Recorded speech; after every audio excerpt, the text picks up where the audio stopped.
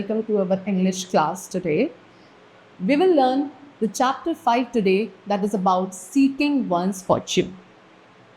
Students, in this interesting story, we will discover why self-control, hard work and wise decisions are the true keys to success. Through the lives of two brothers, we will learn an important life lesson that every student can follow. So let's begin our learning journey. Okay? See, so to have self-control means to be able to check and regulate our needs and desire. A person may be born with a good nature, a pretty face, or a quiet temperament, but no one is born with self-control. This is something you have to work for.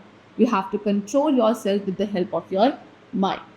What this saying, students, कि self control होने का मतलब क्या है कि आप अपनी needs, अपने डिज़ायर्स पे एक रोक रख पा रहे हैं, ठीक है, उन्हें कंट्रोल कर पा रहे हैं, रेगुलेट कर पा रहे हैं, अपनी ज़रूरतों को, अननेसेसरी ज़रूरतों को आप क्या नहीं होने दे रहे, अराइज नहीं होने दे रहे. That is known as self control.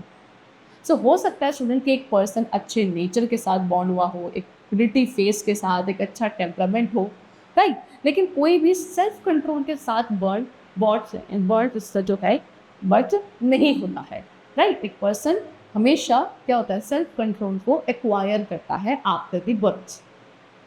This is something you have to work for.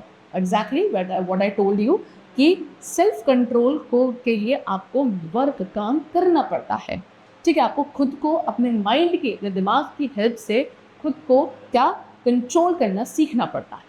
That is what we mean by self control. If you want to run, ठीक है, अगर आप भागना चाहते हैं तो यूज़ योर फीट, तो आप उसने अपने फीट का यूज़ करते हैं. If you want to eat, you use your mouth, खाना खाने के लिए आप अपने माउथ का यूज़ करते हैं. But if you want to stop your self from listening to the radio because you have to study, then you must use a mind to check yourself from wanting to listen to music. But अगर आप चाहते हो कि आप उस radio को ना सुने जो आपके आसपास में अभी क्या चल रहा है, ठीक है, क्यों? क्योंकि आप अभी पढ़ना चाहते हैं, तो उसके लिए आपको अपने माइंड का यूज़ करना पड़ेगा, खुद को चेक करने के लिए कि आपका माइंड उस म्यूजिक को सुने ही ना, ठीक है. चलो, सो दिस इज कॉल्ड, इसी को हम क्या बोलते हैं student, self control. So self-control is difficult, but it is very important part of one's character. Self-control होना यानी कि खुद के ऊपर नियंत्रण, खुद के ऊपर कंट्रोल करना मुश्किल है, लेकिन ये एक पर्सन के कैरेक्टर का बहुत ही इंपॉर्टेंट पार्ट है. If you have self control, अगर आपके पास अपना, आप खुद को सेल्फ कंट्रोल कर पा रहे हैं, तो you will be a successful person, ठीक है. तो आप एक सक्सेसफुल पर्सन बन सकेंगे क्योंकि आपके पास क्या एबिलिटी होगी कि आप खुद को टेम्पटेशन से दूर करें. Now what is temptation? Temptation mean to give in to desire and do something you know you should not do. ठीक है, अपनी ज़रूरतों को क्या करना, अपने डिज़ायर, अपनी इच्छाओं को क्या रोक देना, ठीक है, and do something you know you should not do. and ऐसे काम को करना जो आपको पता है कि आपको नहीं करना चाहिए, ठीक है. अपने डिज़ायर्स जो हैं आपकी क्या होती जा रही, इच्छाएँ आपकी रोज़ नई नई डिज़ायर, इच्छाएँ आपकी अराइज हो रही हैं, एंड आप ऐसे काम कर रहे हो जो आपको पता है कि आपको नहीं करना चाहिए. That is what is mean by temptation. So अगर आपके पास सेल्फ कंट्रोल होगा तो आप खुद को टेम्पटेशन से दूर रख सकेंगे, and you will be a great successful man. Great people are able to control. तो जो ग्रेट लोग होते हैं स्टूडेंट्स, वो अपने डिज़ायर्स को, अपनी इच्छाओं को कंट्रोल कर पाते हैं एंड टेम्पटेशन को रेजिस्ट करते हैं, रोकते हैं. So there was once a very rich man who lived in a small town. तब एक बार की बात है कि एक बहुत ही रिच मैन था जो एक छोटे से टाउन में रहता था. ही हैड 2 सन, ठीक है. उस मैन के कितने, 2 बेटे थे, ओम प्रकाश एंड मदन लाल, जिनका नाम क्या था, Om Prakash and Madan Lal. So when the rich man grew old, he thought of dividing his wealth between his son. So अब वो रिच मैन जब बूढ़ा हो गया तो उन्होंने क्या सोचा कि वो अपनी पूरी वेल्थ को क्या करेंगे, अपने दोनों बेटों के बीच में बांट देंगे. Alright. But first he wanted to find out which son deserved the major part of his property, so he thought of a plan. But उससे पहले वो क्या ये पता करना चाहते थे कि कौन सा बेटा है जो उनकी प्रॉपर्टी का मेजर पार्ट डिजर्व करता है, ठीक है. तो इसके लिए उन्होंने एक प्लान सोचा. The rich man gave each of his sons some money and told them to go into the world and seek their own fortune. तो वहाँ पर रिच मैन ने क्या करा, अपने दोनों ही बेटों को थोड़े थोड़े पैसे दिए और बोला कि तुम दोनों कहाँ वर्ल्ड आगे बाहर दुनिया में घूम कर आओ एंड अपना खुद का फॉर्च्यून जो है देख कर आओ। He told them to return after 3 months, ठीक है। तो रिच मैन ने क्या बोला कि वो दोनों को कितने महीने बाद, 3 महीने बाद वापस लौट कर आना है and show him how much money each of them had made, and फिर आगे दिखाना है कि दोनों ने ही उन पैसों से, जो पैसे रिच मैन ने दिए हैं, उससे उन्होंने कितने आगे और पैसे बना दिए। So both of his son pack their bags and went to Delhi. दोनों ही बेटों ने क्या किया, अपने अपने बैग पैक किए एंड दोनों कहाँ चले गए, Delhi. The rented rooms in a big hotel in the city. दोनों ने उस शहर में जाके एक बड़े से होटल में रूम लिया रेंट पर। Now in a big city like Delhi, अब एक बड़े शहर, दिल्ली जैसे बड़े शहर में it is possible to make a large fortune और lose all of one's wealth. तो दिल्ली जैसे बड़े शहर में बेटा, students, what is the possibility कि या तो आप अपने लिए बहुत कुछ जोड़ सकते हो वहाँ से, ठीक है, या फिर जो आपके पास अभी तक है वो सारा आप ख़त्म भी कर सकते हैं, लॉस भी कर सकते हैं। So Om Prakash and Madan Lal had never visited such a big city. They were amazed to see such broad lanes, big hotels, beautiful shops and numerous cinema houses.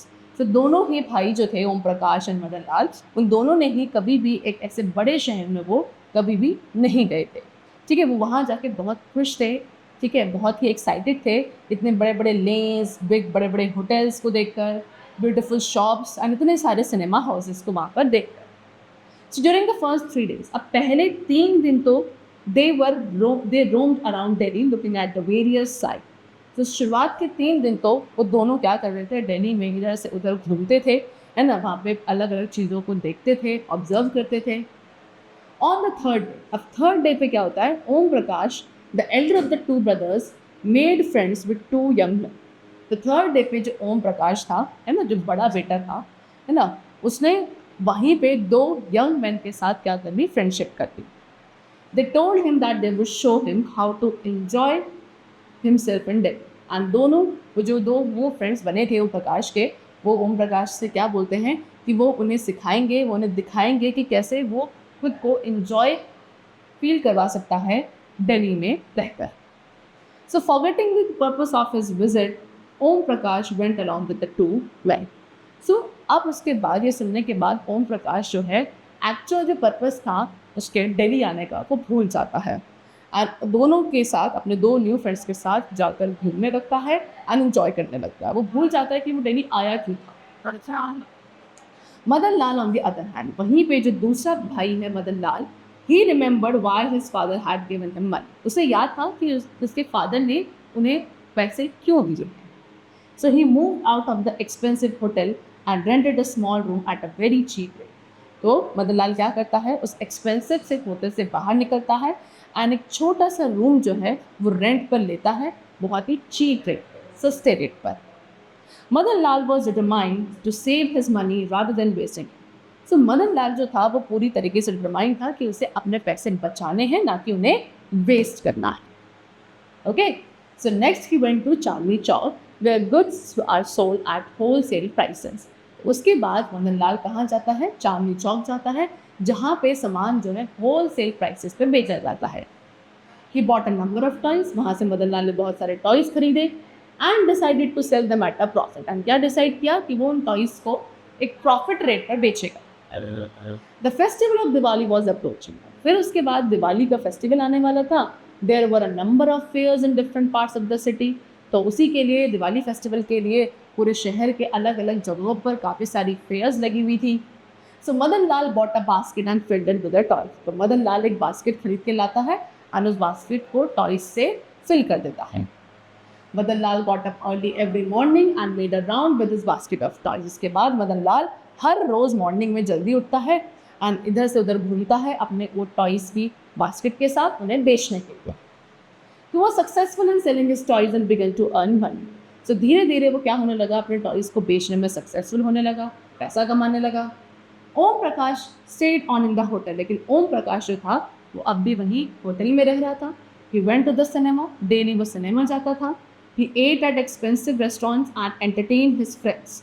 ठीक है, वहाँ महंगे महंगे एक्सपेंसिव रेस्टोरेंट्स में खाना खाता था, अपने फ्रेंड्स को भी एंटरटेन करता था। Soon he started gambling। और धीरे धीरे वो गैम्बलिंग में भी, ठीक है, जुआ भी खेलना उसने शुरू कर दिया। Sometimes he would win and other times he would lose. कभी कभी वो जीत जाता था गैम्बलिंग में और कभी कभी हार भी जाता था. So he was really having a lot of fun. ठीक है, तो इस तरीके से वो पूरी तरीके से इंजॉय कर रहा था ओम प्रकाश. So one morning, अब एक दिन मॉर्निंग में क्या होता है, मदन लाल went to visit his brother and on his way to Chandni Chowk, Om Prakash was still in bed. So एक दिन की बात है, मॉर्निंग में मदन लाल क्या अपने भाई से मिलने के लिए गया. ठीक है, जब वो चांदनी चौक जा रहा था तो वो रास्ते में अपने भाई से भी मिलने के लिए सोचने लगा.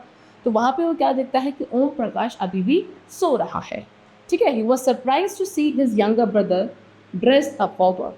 और अब उसके बाद जब ओम प्रकाश ने अपने भाई को देखा तो वो सरप्राइज हो जाता है कि मदन लाल तो बिल्कुल तैयार है अपने काम पर जाने के लिए.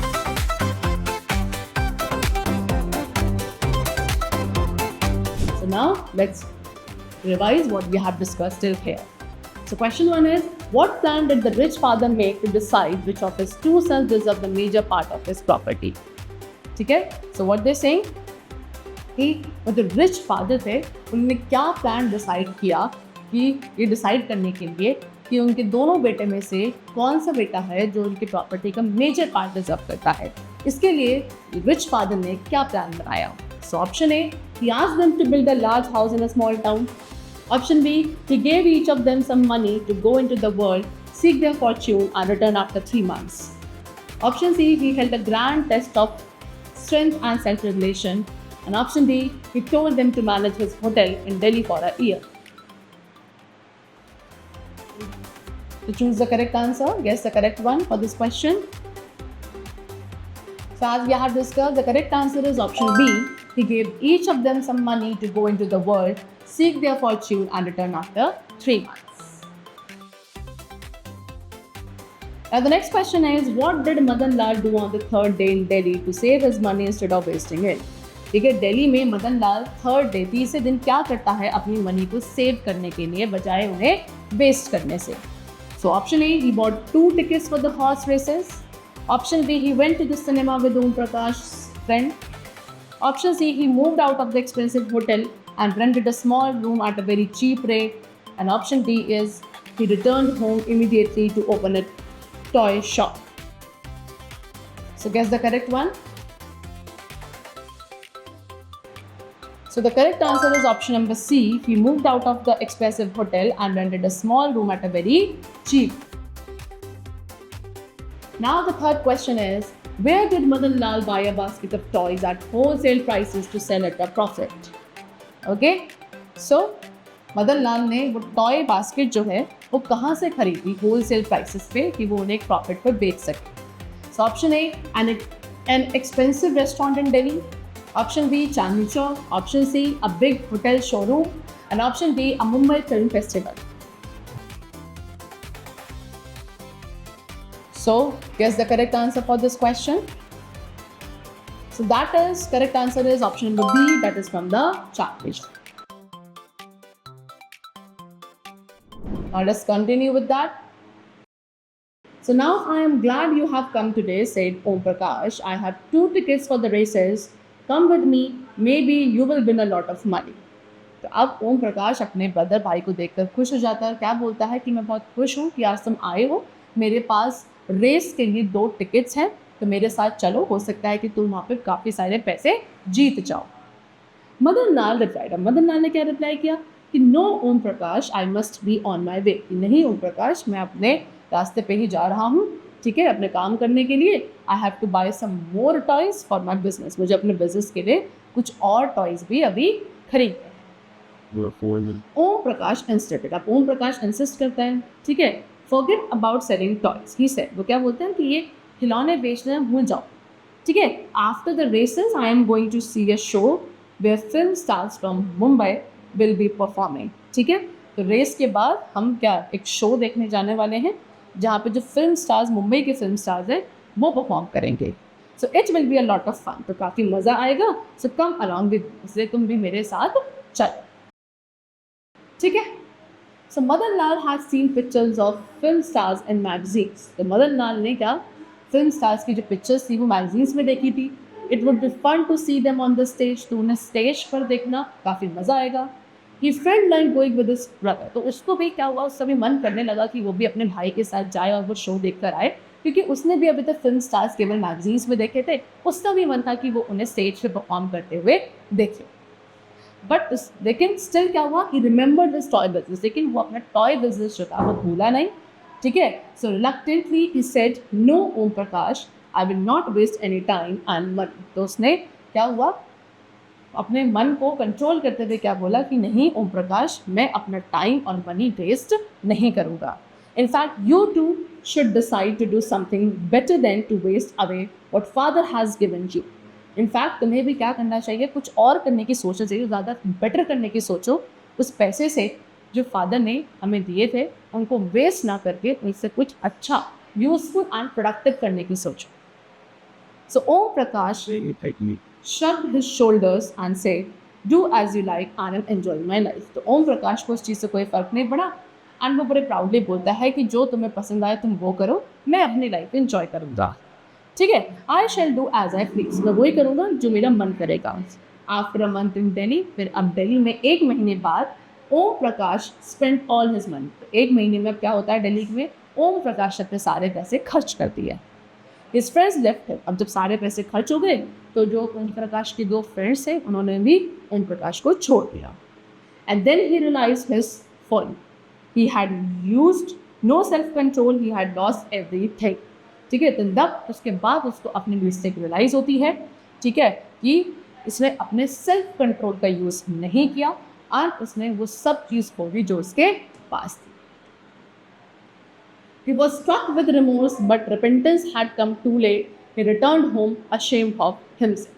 ठीक है, तो अब उसको बड़ी शर्म आती है, लेकिन अब शर्म भी उसको काफ़ी लेट आई। ठीक है, तो अब वो क्या होता है, पछतावे के साथ शर्मिंदा होकर कहाँ अपने घर वापस चला जाता है। आफ्टर 3 months, अब 3 महीने बाद मदन लाल ऑल्सो रिटर्न। 3 महीने बाद मदन लाल भी घर वापस आता है। He had earned a lot of money, उसने बहुत सारे पैसे कमा लिए थे। He told his father that he was thinking of opening a toy shop in Delhi. And after 3 months, Madan Lal also returned home, thinking of opening a toy shop in Delhi. ठीक है, तो अब वो मदन लाल भी 3 महीने बाद अपने घर लौट कर आता है। उससे काफ़ी सारे पैसे कमा लिए थे एंड घर आने के बाद अपने फादर को क्या बोलता है कि वो सोच रहा है कि दिल्ली में वो एक टॉय शॉप खोले।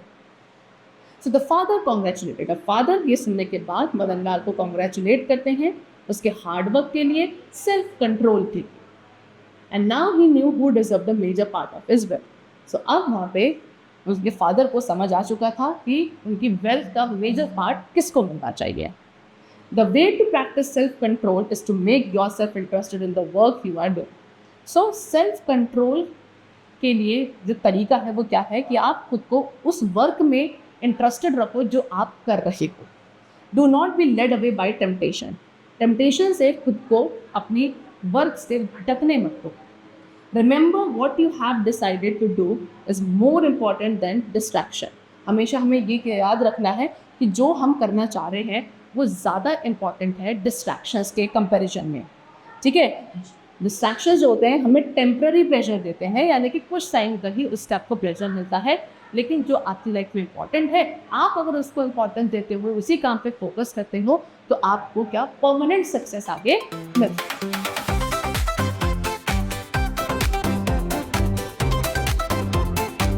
So now let's again recall what we have discussed. So the question is, what happened to Om Prakash after spending a month in Delhi indulging in expensive habits and gambling?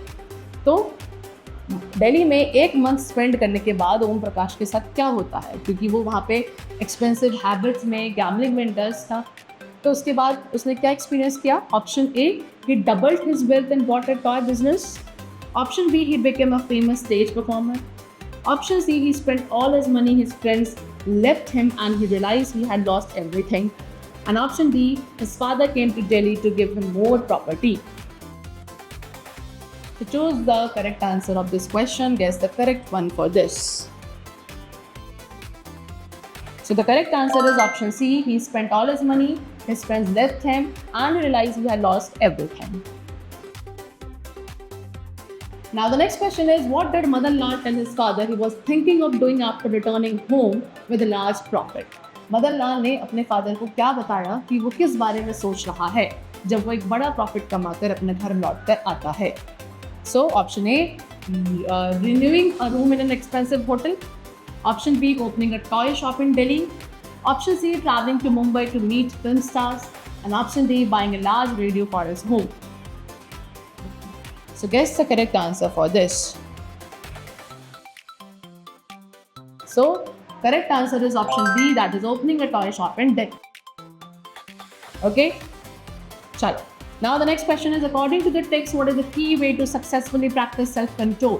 So इस text के according self-control को practice करने का successfully क्या तरीका है? So option A, giving into minor temptations when friends insist. Option B, making yourself interested in the work you are doing and using your willpower to resist distractions. Option C, relying only on a pretty face or a quiet temperament. And option D, moving away to new city every few weeks. To choose the correct answer for this. So correct answer is option B, making yourself interested in the work you are doing and using your willpower to resist distractions.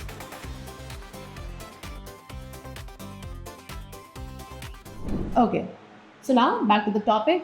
When you are studying for your examination, you will often come across many things that may distract your mind from your studies, like the cricket commentary, the latest film in town, or relatives visiting your home.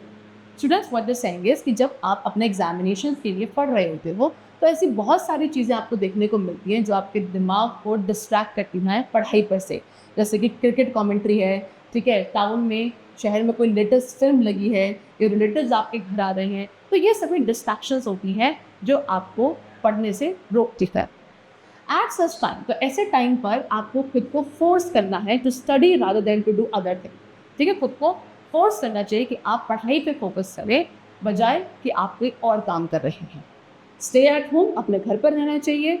Use your will power, अपनी will power and determination का use करना है to control your desire. अपनी desires, अपनी इच्छाओं को control करने के लिए अपनी विल पावर, अपनी डिटर्मिनेशन का आपको यूज़ करना है. So well done everyone. Today we learned the story, and what we learned about this story is that self-control, hard work and determination will always lead to success in life, while giving to temptation will lead to failure.